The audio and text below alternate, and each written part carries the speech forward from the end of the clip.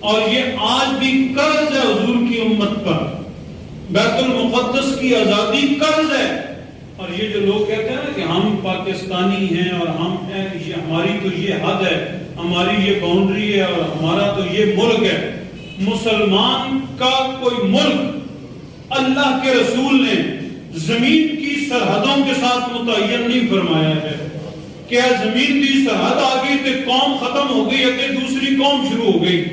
مسلمان کو اللہ کے رسول نے جس لڑی میں پرویا ہے وہ لڑی لا الہ الا اللہ محمد الرسول اللہ کی ہے.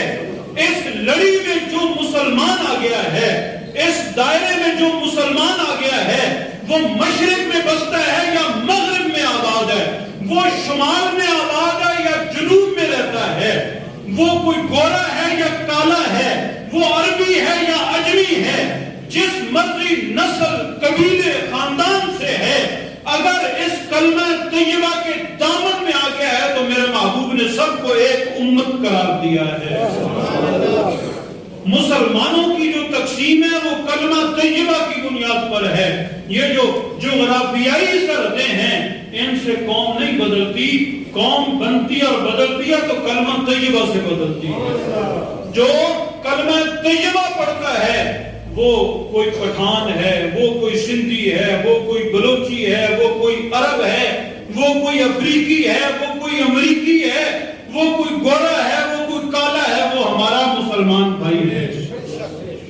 انما المؤمنون اخوہ، بے شک سارے مسلمان اور مومن بھائی ہیں.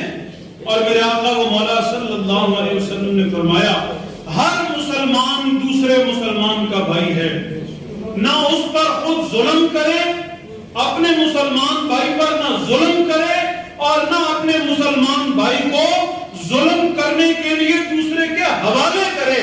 اگر کسی دوسرے کو اپنے مسلمان بھائی پر ظلم کرتا ہوا دیکھے تو اس کا ہاتھ روکے کہ یہ میرا بھائی ہے اور میں اپنے بھائی کو یوں بے یار و مددگار نہیں چھوڑوں گا.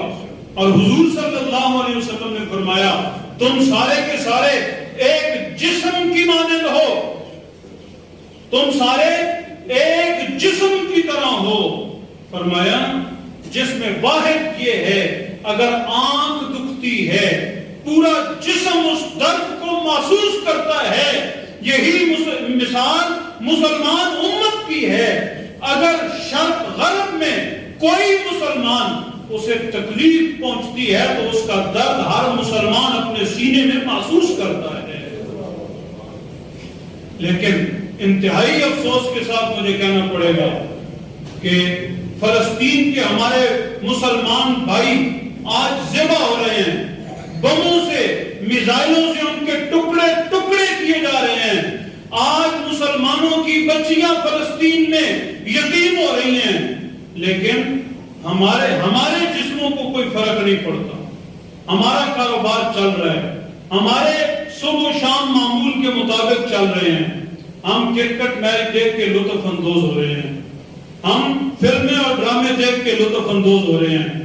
فلموں اور ڈراموں کا جھوٹا سین ہماری آنکھوں میں آنسو لے آتا ہے، ہمیں رلا دیتا ہے، غمگین کر دیتا ہے. اور کرکٹ میچ کے ہارنے اور جیتنے پر لوگوں کے ہارٹ اٹیک اور دل کام کرنا چھوڑ جاتے ہیں. پر افسوس آج یہ عالم ہو گیا ہے پاکستان میں بسنے والا مسلمان اپنے فلسطین بھائی کے فلسطینی مسلمان بھائی کا درد محسوس نہیں کر رہا، اس درد میں اس کے ساتھ شامل نہیں ہے. ہماری زندگیوں میں کوئی فرق نہیں ہے. آج جب ہم اپنے گھروں میں شام کو تجارت کاروبار سے واپس آتے ہیں، ملازمت سے واپس آتے ہیں، کھلکھلاتی ہوئی مسکراتی ہوئی ہماری معصوم بچی جب ہمارے سینے آ کے لگتی ہے تو ہمیں فلسطین کی وہ بچی یاد نہیں آتی کہ اسپتال میں جس کا جسم چھلنی کر دیا گیا ہے. جب ہمارے گھر میں کلکاریاں مارتے ہوئے بچے خوشیاں میں کھیلتے ہیں تو ہمیں اپنے گھروں میں خوشیاں نظر آتی ہیں، لیکن فلسطین کے بھائیوں کے اجڑے ہوئے گھروں پر آنسو نہیں بہتے ہمارے.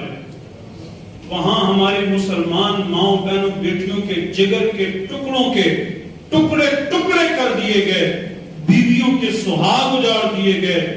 کہیں کسی کی ماں کہیں کسی کو اپنے باپ کی تلاش ہے اور وہ کہاں ہے، وہ ٹکڑے ٹکڑے کر دیا گیا ہے، اگر انہوں نے اللہ کی بارگاہ میں جا کے شکایت کر دی، یا اللہ ہم تو بے یار و مددگار مارے گئے، اتنے عرب مسلمان بستے تھے، اتنے عرب کلمہ کو دنیا میں تھے، کوئی ہماری مدد کو نہیں پہنچا، کسی نے ہمارے لیے آواز نہیں اٹھائی، کسی کو ہمارا درد محسوس نہیں ہوا، کسی کی زندگی میں کوئی فرق ہی نہیں پڑا، تو قیامت کے دن کیا جواب دیں گے؟ یہ پوچھا جائے گا، اس کا جواب دینا پڑے گا، اور جواب کوئی نہیں ہوگا ہمارے پاس۔